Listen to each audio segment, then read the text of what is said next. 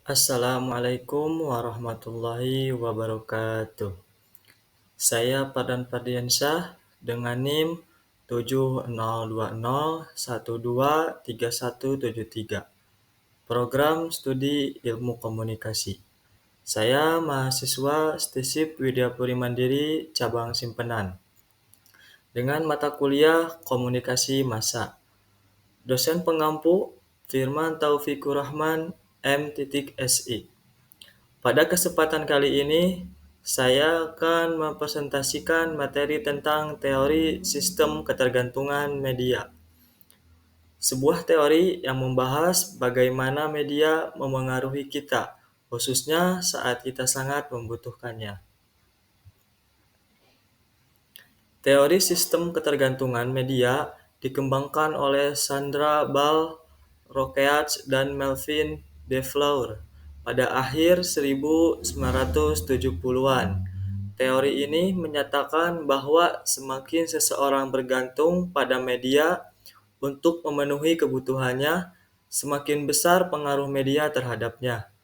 Ketergantungan terjadi ketika individu membutuhkan informasi dari media untuk memahami dunia, membuat keputusan, dan mengatasi ketidakpastian.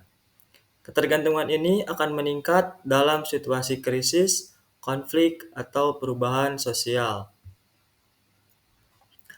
Ada 3 komponen utama dalam teori ini, yaitu individu, media, sistem sosial.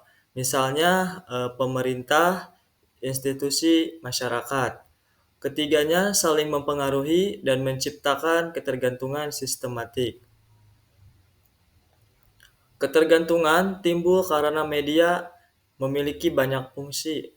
Pengawasan lingkungan, yaitu menyediakan informasi tentang peristiwa, cuaca, berita, dan lain-lain. Selanjutnya ada penafsiran peristiwa. Yang dimaksud penafsiran memberikan makna terhadap suatu kejadian. Yang ketiga, transmisi nilai sosial, menyampaikan norma, budaya, dan ideologi masyarakat.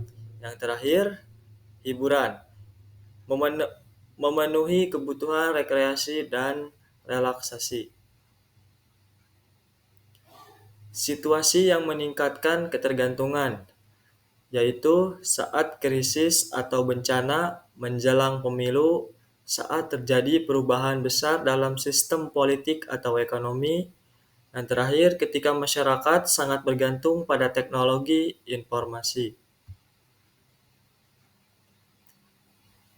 Ketika ketergantungan tinggi, dampaknya dapat dirasakan dalam 3 aspek, yaitu kognitif, afektif, dan behavioral.